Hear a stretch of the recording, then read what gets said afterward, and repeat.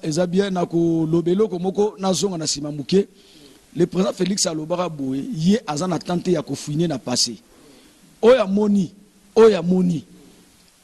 azana dossier exemple na loba ozana dossier qui a Joseph Kabila kendo funda ce n'est pas le président Félix Moutako arrêté mutu c'est la justice et la justice congolaise et la justice internationale de ba na rôle biso appelle la biso eza beaucoup plus na ba magistrat na biso na ba juge na biso bota la affaire wana oyo parlementaire na biso ba vota ba parlement se vota que l'ancien président a qui jamais la poursuivi tout ça l'appelle beaucoup plus na président na avocat général il y a près ya cour constitutionnelle ba revoir loi wana ba voter na parlement ba revoir loi wana parce que loi wana ezana ba na bâtisse na bêtise ya makasi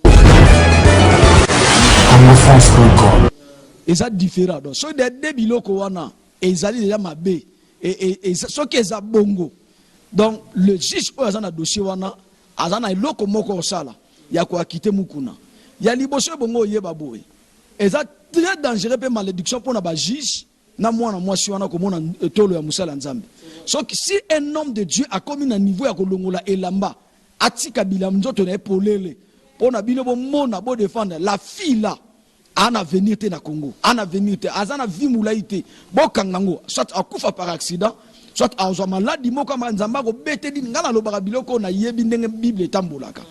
Je parle des choses selon la Bible na yebi comment Dieu a protégé là. Dieu aime ses serviteurs mais a protégé kabasa ni makas. Quelles que soient nos erreurs, Dieu nous protège.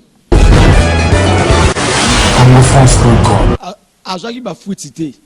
Vita Kamere aza mutu atangi atanga mikandeza code pénal ya Congo. Kona code pénal c'est l'ob infraction à mutu na ba accusation o ba memeli mutu so aza na culpabilité nango ba eza kabongo ezali azaki fuitité code pénal ya Congo. Omoni pourquoi les premiers biso ba congolais totanga ka mboka mboka na biso te. Toza awe belé tozo linga te ba mboka ba tumusu meto yebi réalité constitution na biso ndenge lobité. Il faut que la constitution. Mesdames, Demoiselles et Messieurs, amis fidèles téléspectateurs de la 3xw.congofrance.com, merci pour vos alara et belé botalara biso, mesdames, Demoiselles et Messieurs, ceux qui bomoni émission oyoto sur la pour la Congo, ça y est ton arabino au motema pour monara. Wabino mwana mboka Yannick Wenge nazarana sengo ya koyebake bozalaka ebele bozala Matadi bozala Kinshasa bozala Este na Beni bozala Mbandaka pourquoi pas na Kasumbalesa bozala Zambie Zimbabwe Afrique d'ici bozala na Durban bozala Cape Town pe bozala na Johannesburg bozala biso bozala Paris bozala France États-Unis na Belgique bozala Luxembourg esika papa Joseph Lusanga na les grandes douches alors na bozala na Bundes maman Mimi Nduma azana moteur malamu bozana kata Paris maman Adèle Yombo na association na bana baboka matika ete kimi akolo eingela o mabota mwabino na kati émission tokosola marambo belé oyo etali mboko na biso na mosali ya Nzambe le pasteur Michel yene tokosola toujours makambu ezo leka na mboko na biso na kopesa mbote pour azali invité nga oyo na yambi mokolo lelo pasteur Michel na pesi mbote boni santé pe oza boyi malamu na émission na biso. Mbote makasi vraiment santé za bien nzamba pambola bino ndenge bokanisi biso toleka na émission na bino na chaîne na bino pour na to atteindre par la plupart des Congolais en zéland na bino vraiment merci tout ça bien. OK. Merci beaucoup Mosala Nzambe tomoni retour ya la mère Mende na gouvernement Fachi pe tomoni ya José Makila au bato belé balobi na habité to sala mon analyse OK pourquoi kaka Fachi a poni kaka bato wana mibale bazonga na place bato wana mibale bato misusu bakoya kozala te o bakoya ko sala ba place o ba pesi bango na mboka na biso ko bata mayele ezaka bango bon ceux qui tobito na ba analyse ya gauche ya droite mutu na analyse na et là na bato ezana bato ba sepeli na bato ba sepeli te so tobito na ba analyse neti ya ngai personnellement na ebité parce que tu yebi bien que le président Félix azolinga mingi babilongi wana ya kalate ali komona bango te na gouvernement eza pas seulement parce que population comme peuple congolais nde alingi bango te. Mais tu éviter peut-être na ba liste ba mandataire ou ba présentaki. Bacha exemple, to tchaneti na société, exemple to yeneti na côté José Makila zu ya ex Onatra. Ce que so bazwa kineti bazu bache lunga Makila, bache lungi ya Shadari, bache exemple 5 bien 4 bilongi ya batama be mabe. Siko so ba biba sala ba liste yango ba va et vient ils ont un problème. Donc monika toujours tous na ba problème c'est problème. Yango moni peut-être ça li choix wana aponi mutu moko kambala moko. Aponi José Makila. Selon mes analyses, sur otali mingi na gouvernement, même na gouvernement bazali, na lingi batuba batura attention nango, sur otali la gouvernement bazali, la plupart à batuba na gouvernement, na sotali bango, même bazangambo FCC, sotali bien, le président Félix Asala qui choix ya batu mingi bazaka na opposition kala. Malgré ba koma na FCC, azaki na opposition, bakei na partir ba corps ba Saint-Sylvestre mingi ba déboucher ba partir ba corps wana nde bakenda ba sadira na FCC. Mais idéologie na départ na kala bazaki batu ya opposition. Siko ba continuer na monde ya esale ba continuer na monde ya esale mabe. Yango même José Makila azalaka na opposition, auta na MLC ayi na opposition. Siko bakenda ba kota ba ngonyo surtout parmi ba leader o basala nini basala FCC. Donc c'est ça et l'on a koloba ezali wana te en plus problème mingi eza nango te kozala na stade actuel soza mandataire na gouvernement au bazana ngo eza risque makasi kozala mandataire parce que ko s'attendre te au bandoliaka ko yiba nengo lingi donc ceux qui justice azuyo au regretter pourquoi keneki ozala mandataire donc l'on a koloba yango wana. OK, merci beaucoup Mosala Nzambe batwebele ba Rolanda biso na ministre oyo na kati ya Paris Mosala Nzambe John Makese oyo vraiment aza mutu ayepe na veille prophétique atala biso siko mais tout monde à la tête c'est Seni tout monde lisusu Rosar Malonda sur Malando comme ça aza pe kabiliste vraiment mobimba ya kabiliste donc tout monde lisusu azongi na Seigneur na est-ce que tout s'attendre marama malunga na ndeko Rosar comment non azongi te non ba tiete na nous tenant nous ba sisi marambongo Seigneur comme tel te parce que bazo na kati ko débattre ba biloko wana tout ba tala be église et dirigeant tala kozala kabiliste ou pas ça problème te il faut ba que Seigneur za qui diriger combien de fois na catholique ba sali bisonine to mona malumalu to mona nango imulunda ba catholique ils ont fait quoi non eza problème ya Seigneur ça problème à conscience ya congolais. Ils ont problème à conscience. Ba ko somba bino stu ba conscience. Soki Kabila somba batu wana conscience na bango. Félix va capable de somba peu conscience à mutu. Na ndinga wasola na ye tozomona ngona gouvernement de makambuzo kende. Clairement petit à petit tozomona ke ba conscience à batu ezo sani do changer. Yebisanga ba magistrat o ba juge o ba na ba masaba qui coincé des années. Siko ba komo sa musala na bango na nyangwa yebisi ba sa musala. Ça conscience na bango ko musala non. Bazana rôle na responsabilité au service nation na bango et non un individu non donc ça problème ça on a que nanu basali et loko moté na domaine na Seni bazana on a ba débat yango zo ma polémique na gauche na droite parce que c'est vrai les Kabili veut que bazala toujours na lisu na bango bazala toujours na makamnyoso pourquoi balingi bazala na makamnyoso parce que balingi ba s'assurer na bino ke bangonde baza fort or bazali sous makasi te. Les Kabili ba na foxité balingi bazala partout ba mona bango bo mona ke les Kabili sont là na makamnyoso les Kabili sont là OK baza sous na fox moko te c'est ça longa na koloba ngwana.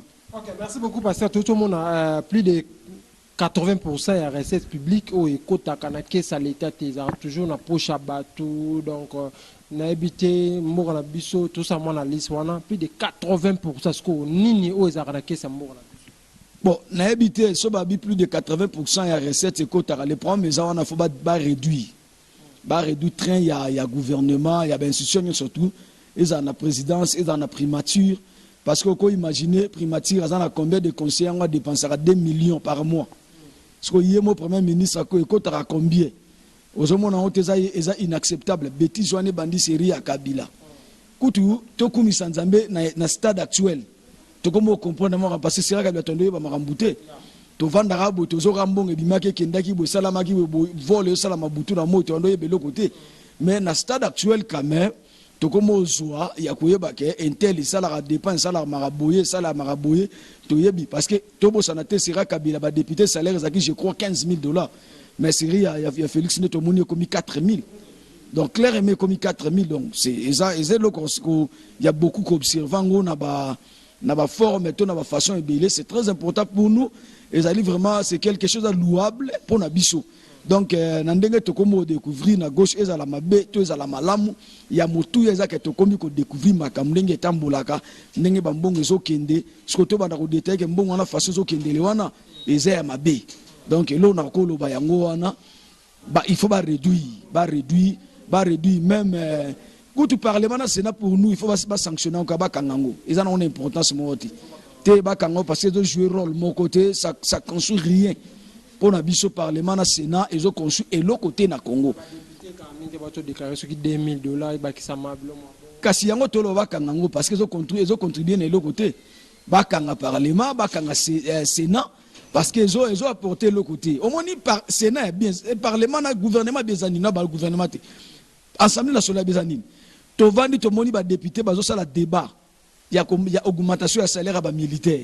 Tout le monde a député va voter loi moko pour renforcer les militaires dans l'Est. Tout le monde a député va voter loi comment créer sécurité dans l'Est et dans Bisso. Comment faire éradiquer tous les groupes armés et le roni toko sala tout a besoin de Sénat à Bongo. Na parlement il y a Assemblée nationale à Bongo. Tout a besoin d'Assemblée nationale tout le monde a député va voter loi comment tia enseignant ko créer ba salaire na bango biloko nyoso tout ezala malamu eloko ni toko sala lokola gratuité ezali parce que na Congo to na gratuité eloko batu bako santé il y a la gratuité de l'enseignement na Congo so eloko ni toko sala pour la gratuité wana etika la intact siko eloko nini ba député ba voter loi afin que nini l'état a décaissé son moko ya mbongo batonga exemple 10 millions des écoles ba député ba voter biso loi il y a construction il y a ba compagnie ba député va voter sur loi où ils ont réduit taxe ya Congo parce que ce qui est vrai il faut te baquer taxe na biso ne daka plus cher na monde yango moni ba biloko na biso toi toujours ba difficulté parce que taxe est cher tandis que va payer sous taxe cher tout on a besoin à parlement ya bongo donc ba parlement on va voter loi moroté ba sale loko moroté mais ba réclamer salaire ya musani ba salaire au contraire ba ngonde ba zolia mbongo à Congo donc ces parlements là ils sont sous la malédiction il faut les dissous. Merci beaucoup, Pasteur Michel. Jean-Marc Aboun vient d'être réhabilité par la Cour constitutionnelle. L'habité analyse les anini. Jean-Marc Aboun Azanani pour que la Cour constitutionnelle et Zong Isaïe na place wana il y a première avis. Bon, dans un politicien mais tout l'andara moi ben émission marambo belé. Selon nini affaire à Jean-Marc Aboun. Ce que vous avez un problème politique na FCC. Cela veut dire Jean-Marc Aboun a rendre bango un peu vite difficile, vite dire. Na ba cop nyesto banya ba sala. Ce que population peuple congolais retient comme misu na parlement wana. C'est que ça na babilo comme monsieur le kaka. Parce que Jean-Marc Aboun avait dénoncé na français normal même bango ba enseignant bango ba professeur baza et ba na ba professeur baza na ba diplôme belé. Bazana ba diplôme belé tous ces gens là peut-être ba éviter Jean-Marc Aboun avait dit ce qui va s'engager congrès na parle na assemblée nationale et c'est na assemblée nationale congrès ça peut coûter toko à quoi arriver 9 000 7 millions c'est trop pour na mboka oyo tozo luka to futa ba enseignant to futa ba to ba salaire ba to Jean-Marc Aboun avait dit que te dépense aux 7 millions. Au moins, place premier bandit wana. Ce que bango bandi ba guerre na Jean-Marc Aboun. Parce que vous devez comprendre que Jean-Marc Aboun avait dévoilé le système de ba yiba mbongo, de ba liara mbongo na makambo zanga zanga tina ba misambongo na makambo belé. Sikoyo Jean-Marc Aboun a réhabilité pourquoi? Parce que d'abord démarche basali ezali non respect ya ba norme et la constitution, ya ba loi na biso ya mboka. Pe ils non respect ya ba règlement intérieur, d'ordre intérieur, il y a assemblée nationale. Tant que justice le député là c'est Jean-Jacques Mamba azaki déjà appelé dans la justice. Justice est abandonnée qui poursuite n'a été. Va suspendre et continuer. Mouto azaki déjà azo samba parce que il y a 3 à 4 personnes va déclarer que va signer ba biloko wana te. Et ça déjà ils a défaut.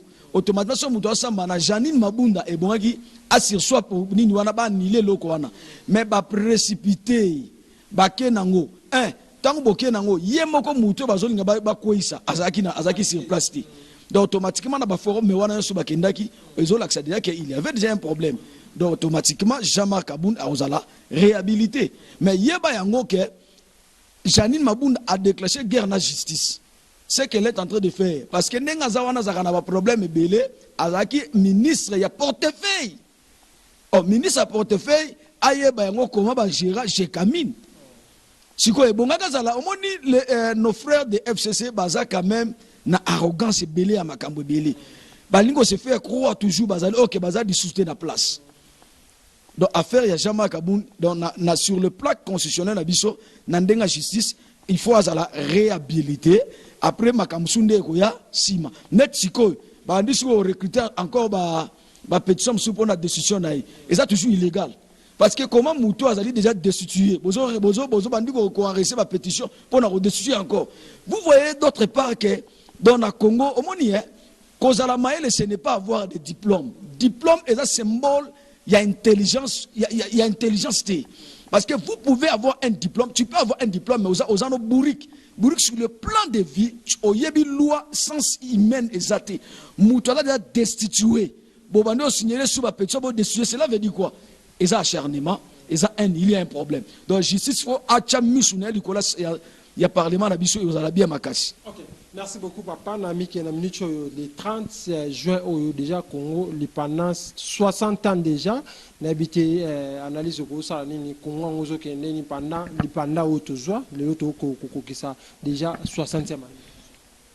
Et là, c'est Congo est en indépendance. Cause en la liberté et l'indépendance, c'est deux choses différentes. Congo a une indépendance, le 30 juin, il y a un problème au côté, et là, on a loué na kati. C'est toute la première fois dans notre pays, tout le monde qui est président de la République à l'Obi, n'a habité, peut-être dans l'information. Président de la République à l'Obi, selon les informations, budget est organisé, indépendance, il faut 10 millions. Le président a dit, Bazouangonyo se va virer en go, ba prime na soda, armée, police, ba pesa na bateau, donc infirmier, ba travailler pour la riposte à Covid. Donc, c'est toute la première fois, c'est quelque chose de louable. Tout le monde a gagné. Parce que tu as fêté par rapport à quoi? On a base Yanini. Donc, nous célébrons 30 ans d'indépendance. Non. C'est très important. Tu vas na bandaku, et à la taille en méditation, taille en réflexion, taille en raisonnement. Tu as dit que tu as indépendance à Marambo Belé. Tu as comme à un niveau oyo. Et ça, le batute, bino ba diplômé et bel. Imaginez, il y a des diplômés. Tala ba diplôme, il y a ba licence, ba diplôme, ba doctorat. Mais bokenda okangama sime mutumoko peut-être bolo ba diplômé. Donc c'est que dans non indépendance c'est côté. Il faut battre ba na ko se débat côté indépendance dans domaine wana. Makamboze belé olo ba na Congo indépendance no côté. Merci beaucoup, papa. Tout le monde une pétition contre Joseph Kabila, ba Congolais, ba Télémi, Joseph Kabila. Il faut qu'on place na CPI parce qu'il y a Sima, il y a Belé ou oui, eza bien na ko lobelo komoko na zonga na Sima Mouké. Le président Félix Alobara Boye, yé azana tenté ya ko fouiner na passé. Oya moni. Azana dossier exemple azana dossier qui a Joseph Kabila kendo funda. Ce n'est pas le président Félix Moutako arrêté, c'est la justice. Et la justice congolaise et la justice internationale. Débat na rôle. Biso appelle la biso beaucoup plus na ba magistrat na biso na ba juge na biso. Bota la affaire wana oyo parlementaire na biso ba vota ba parlement se vota que l'ancien président a qui jamais la poursuivi.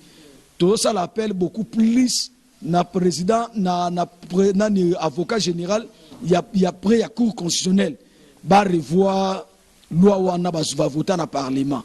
Ba revoir loi wana parce que loi wana ezana na bêtise ya makasi. Kabila za situé lokola tout le monde ba congolais ba na droit ya ko apporter pétition na bango. Ce qui est très important na osenga beaucoup plus parce que l'évêque Mukuna avait déjà déposé la plainte contre Kabila. Tu as le monde à soutenir avec Mukuna zate. Tu évites pour na nini ni les gens soi-disant les Batouabou de la Mboka, tout le monde a dit l'évêque Moukouna a affronté quelque chose, pas Moko Sali, Oba Missoussuna nous affronter un côté, y a Sali Yango. N'a qu'à encourager Mingi, Bato, Basa la pétition, on a beau déposer en justice internationale.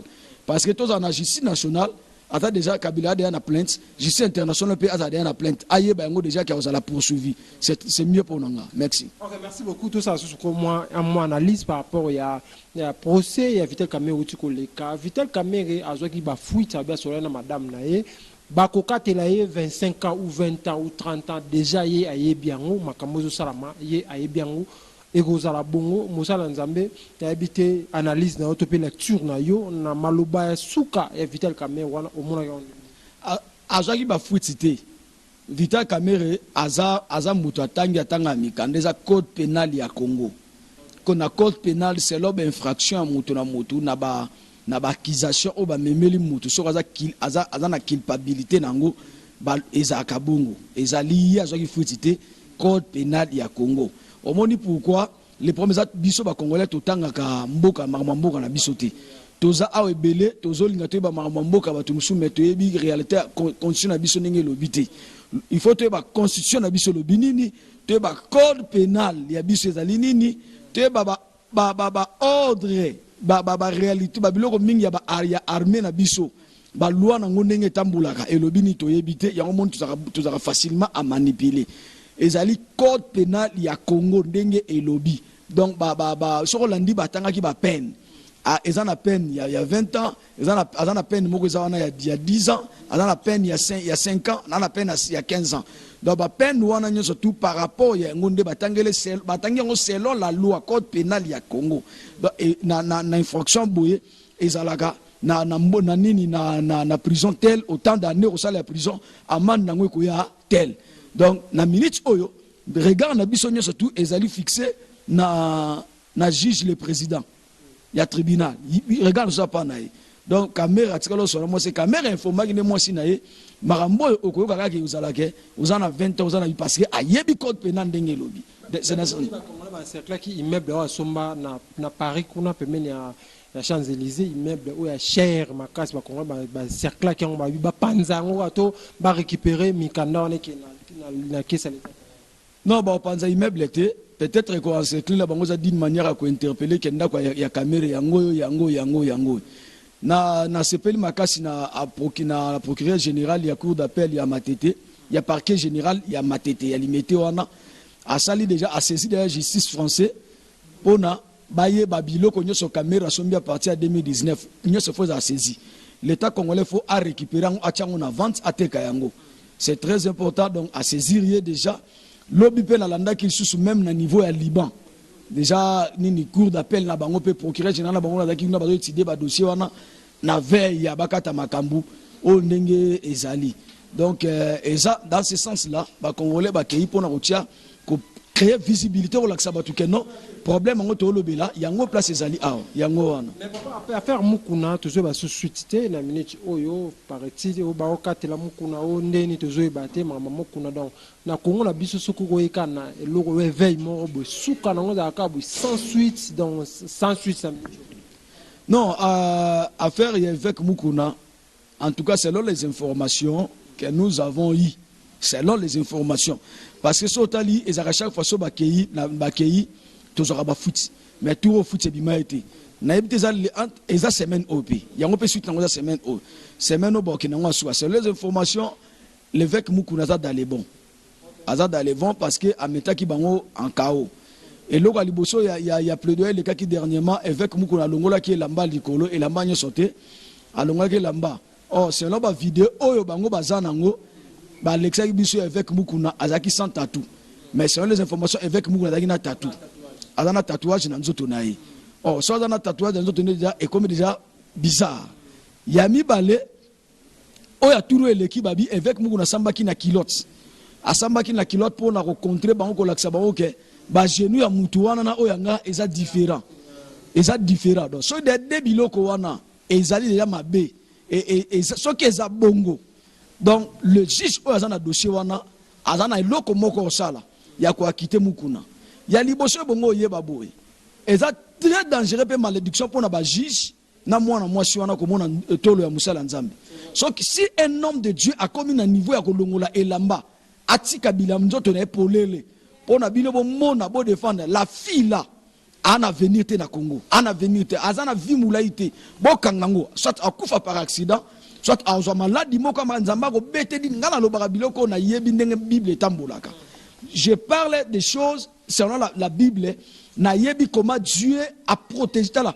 Dieu aime ses serviteurs mais a protégé kabasal ni makas. Quelles que soient nos erreurs, Dieu nous protège.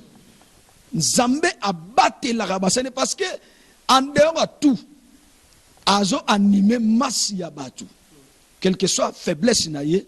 Donc ce qui est ya solo ba information biso toyoka kike avec mukuna longola ki lamba automatiquement même na ba juge a sa erreur te ce qui a monique avec mukuna na culpabilité te na kati affaire wana affaire à quitter de père qui yepé aza la malédiction de père yepé oui et ça loko ya ko marcher gauche droite te parce que toyebi affaire le kaka na événement ya nani peut-être batumba habité ya archevêque Coutinho Fernando.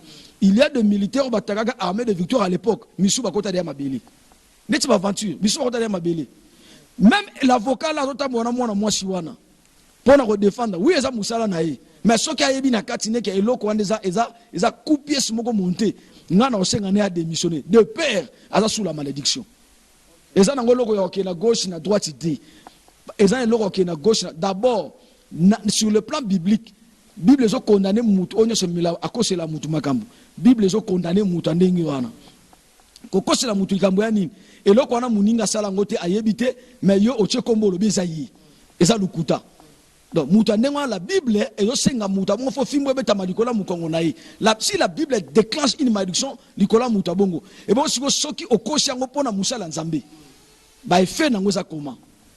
Nde omoni na Congo ya omoni Congo, la plupart des Congolais sont sous la malédiction et non parce que Congo n'a pas de problème mais parce qu'ils ont beaucoup manqué les hommes de Dieu. Moussa Nzamba camarade Nayote quelque chose il y a un sanimoko là si je parle de Moussa Nzamba je suis en train de parler à la personne qui est appelée mandatée par Dieu parce que tout le monde a un serviteur de Dieu mais tout le monde a appelé dans le domaine du ministère. Donc eloko nazolo bayango wana Moussa Nzambe lelo ba pasteur to pe ba sala Nzambe na Kinshasa to na Congo ba koma eloko moko ya kusakana osala boy ba sala boy asala ba meke boy asa tala no mambo le kaka entre pasteur Mukuna na mkonja cinquantenaire na télévision tala ba argument na oyo Joana Bimisaki pourquoi et comment to pe Nzambe azolo ba nini pona ba makambo zo sala na Congo. Non, au basala qui est mission, il y a na DG ya télé 50. En vrai dit, na landa qui a ngoté, nous sommes qu'à Bessere, mais landa qui a mobimbati. Et vous allez moi pas si pour na commenter vraiment na profondeur sur Yango, mais na roki ko peut ça soit ko bimisa idée par rapport ya eloko wana. Ce qui n'a pas qui débat au bas débat qui bien, na ligne qui na répondre. Mais ce qui est mieux, ba qui ba on a confrontation. Pour nanga dans le baiser erreur est à côté papa évêque à qui jamais ko accepter journaliste va nous confronter on a réservé tant qu'un homme de Dieu ba ya ba poser ba question à vie na yo point de vue na yo musana répondre mboka na biso eza nini ou bien cela na que on a profondeur ce n'est pas dit que ce qui nanani il y a nos papas bazwa mbongo ya Kabila. Il faut accorder, continuer à soutenir Kabila na berere. Pays ezokende mabe bango balinga zwa mboka en otage. Et ça m'a bête ce qui fait que Mukuna se sentir à l'aise au boyango. Et ça m'a bête parce que la Bible nous parle de la repentance.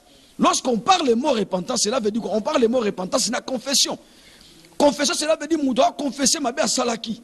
Repentance, cela veut dire qu'on doit se repentir à kozonga lisune loko wanate. Donc à se repentir encore.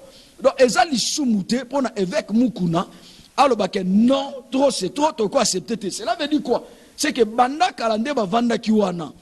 Malgré Banda Kosombongo auprès de FCC, Badaki n'a problème, Badaki n'a culpabilité na kati na bango. Siko, amoni ne ke loko wana eleki ya sanzi ne alobino ngana za sous d'accord ngote ngana ko soutenir sous boulot nini makambote. C'est dans ce sens-là. On a place na ko amatele par rapport ya kolobela par rapport à likambwana mais en réalité na ko commenter en mingité parce que na landa ki ngote na ko soutenir avec Mukuna na point moko que courage parce que ça courageux andimi ko avouer ko ba que non mabele ki to ko kanga makana eloko te photo boya to tika eloko ba to musu bazo koka ko dénoncer te lui quand même il a eu la volonté le courage ya ko dénoncer que bato ba sala mabe mingi to ko continuer soutenir bango te nesi pe lobaki ba pasteur baza ebele o balengi mo kabila o mo kabila ba kenda kuna misuku to ba swana baza pasteur ebele presque minene ya mboka na biso pourquoi bango ba vani ni na affaire ya pasteur. Non, ce sont des erreurs graves. Avec beaucoup de respect, l'évêque général de Nilesi, ce sont des erreurs graves. Donc, Eza Lokola a eu sa droit de réponse, il y a contredit l'évêque Mukuna, qui est bando aux Zambonga Kabila. Eza Koya Bimia le biono, beaucoup de gens aux Zambonga Kabila, oui, toi, no lia. Oh, Moutoua est intelligent, à ensemble personne de l'église n'a pas monté. Ce sont des erreurs graves. Cela veut dire quoi? Pendant que le peuple souffre, Bino Bonolia Bambong, oyeb sabiso Bonolia Bambong na voani.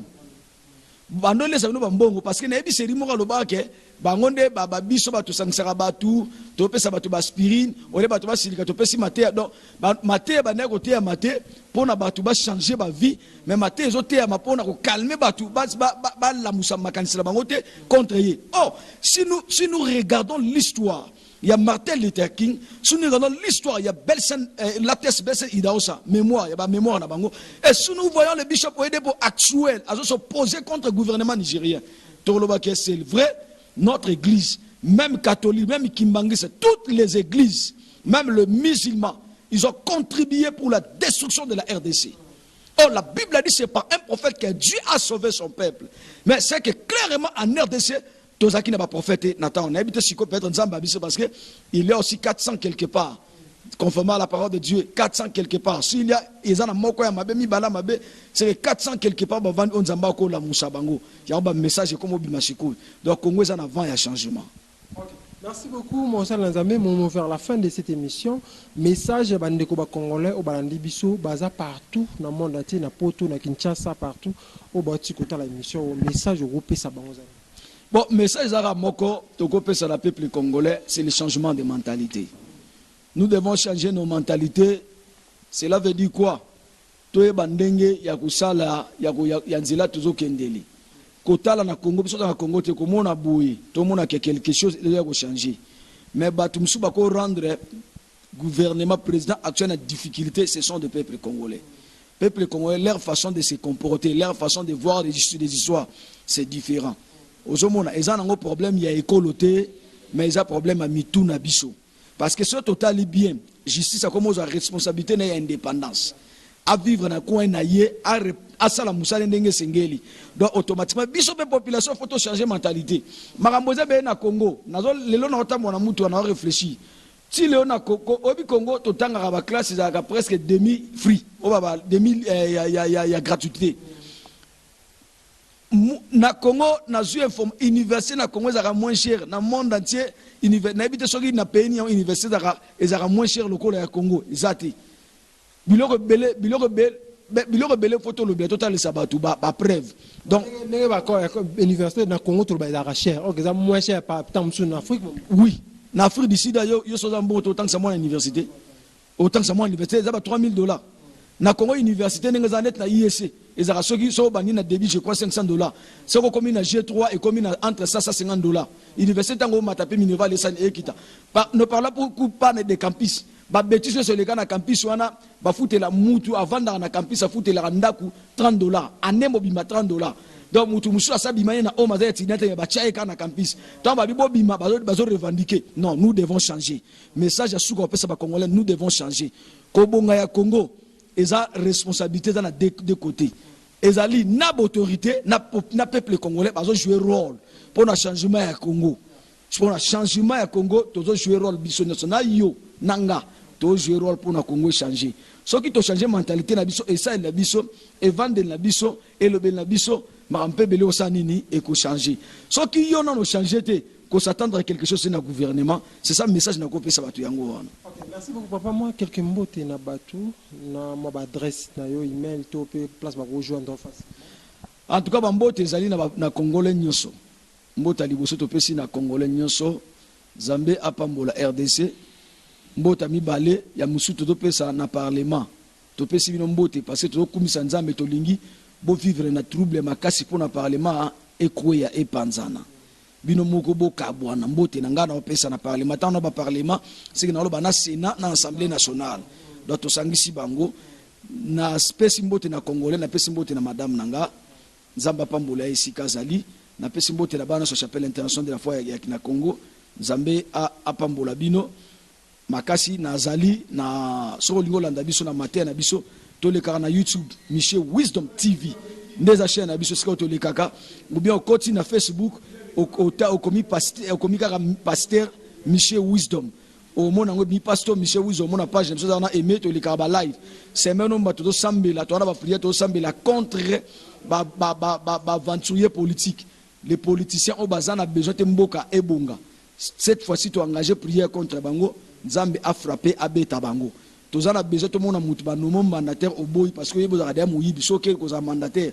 nzamba obeta okuna nde prière to sa semaine au mobimba contre ba politiciens nyosto balingi kongo ebonga te prière bisali nzambe a frappé bango nde yango na message to ko lancer contacter biso na adresse na numéro na biso wana obengi biso pour na suggestion na yo et ozala mala makasi nzambe apambola biso tala ndenge tokomi na suka ya émission na biso tosola mpona Congo oyo ngai wa bino mwana mboka ya Nick Wenge nazalaki na esengo ya mpona bino mosali na nzambe pasteur Michete oyo tozalaki na vraiment lisolo sur makambu etali mboka na biso mesdames demoiselles et messieurs merci pour bozalaki ebele kotala biso bozalaki partout dans le monde entier côté l'émission on appelle merci na papa Joseph Lusanga na Grande Douche na Luxembourg atala biso na boke binyoso pourquoi pas maman Mimindu manakati ya Bundes pourquoi pas na France maman Adèle Yombo à la fondation avant na bana ba boaka manzoka nde qui artiste Wenge mtazaki sima ya caméra merci beaucoup pe na réalisation ta bibiso a équipe ezaka munene o wapi merci à le boss Josué Didi Dipumba na kati ya congofrance.com d'ici là portez-vous bien avec l'espoir de vous retrouver au prochain numéro ciao.